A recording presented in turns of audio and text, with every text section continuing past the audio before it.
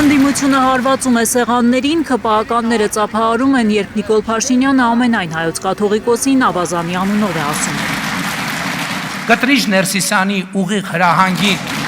ենթարկվող Էրիկա, հարգելի գործընկերներ, վերջ։ Շնորհակալ։ Դադարեցրեք։ Շարունակեք, խնդրեմ, պարոն վարչապետ։ Փաշինյանին մտահոգում է, որ պատարակների ժամանակ շարունակում է աղոթ քնչել նաև Արցախի համար։ Ուղիղ հրահանգին ենթարկվող մի շարք հոգևորականներ, իմ տեսածն եմ ասում, սուրբ եւ անմահ պատարակների ժամանակ խորաններից կոչ են հղում Աստծուն, որ նա պահպանի Արցախի հանրապետությունը։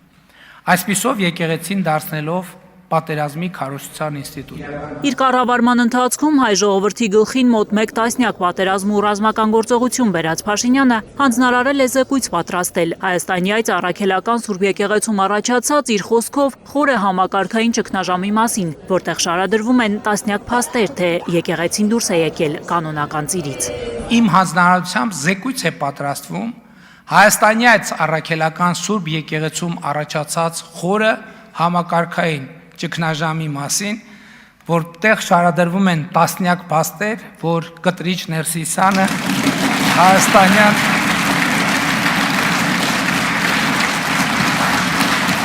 Էրիկա, հարգելի գործընկերներ,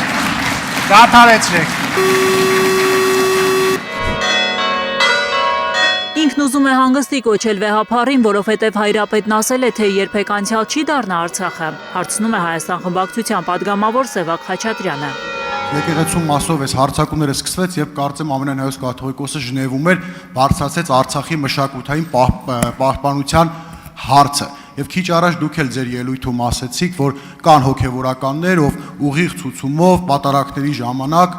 Արցախի մասին են խոսում, այսինքն եթե եկեղեցին սա չաներ, ես ենթադրում եմ, որ միգուցե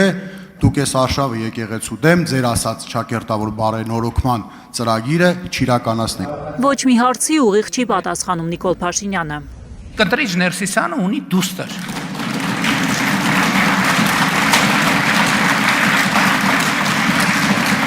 Ավարտեք։ Վերջացրեք։ Դմփոց այդ փաստը չի կարա ջնջի, հասկանում եք, Կտրիչ Ներսիսյանը աղջիկ ունի։ Հետո ավելի է խորանում Փաշինյանը։ Ես ինչքան գիտեմ երեխա ունենալու ուրիշ մեթոդներ, նույնիսկ եկեղեցում չկան, երեխա ունենալու մի մեթոդ կա, այդ սեռական հարաբերություններն են։ Ամենայն հայոց կաթողիկոսին վերագրվող գրեհիկ խոսքերը չի հանդուրժում ընդդիմությունը։ Գեղամանուկյանը փորձում է լռեցնել Փաշինյանին։ Պարոն Աստայան, դուք ինչի չեք դմդմփաստում, դմդմփացրեք։ Պարոն Ղազարյան, դմդմփացրեք, ինչի չեք դմդմփաստում։